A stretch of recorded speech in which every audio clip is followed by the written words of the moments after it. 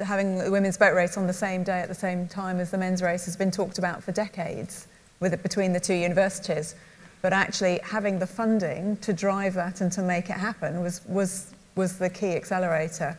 So it wasn't until the women could have a programme that was of equal depth and professionalism and everything else that really it became plausible to put them on at the same time, so it wasn't just a sort of secondary race. So I think sponsors can have a huge influence if they want to, as long as it's a positive influence. I think, I'm sure they don't intentionally have a bad influence, but I think sometimes sponsorship and sponsors' interests have the potential to drive things in the wrong direction if they want to.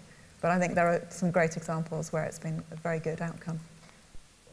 I'm an occasional lawyer for my sins, and what I've seen actually is a trend that sponsors are becoming more and more interested in the governance of sport because it affects their risk management and their risk profile on the events and NGBs that they're funding.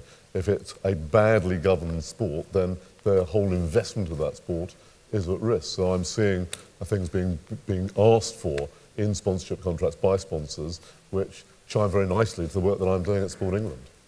A very light example is HSBC, who sponsor quite a lot of golf around the world. Giles Morgan, their sponsorship director, has recently come out publicly and said, guys, here are some thoughts about what you might want to do when you think about changes in the world of golf.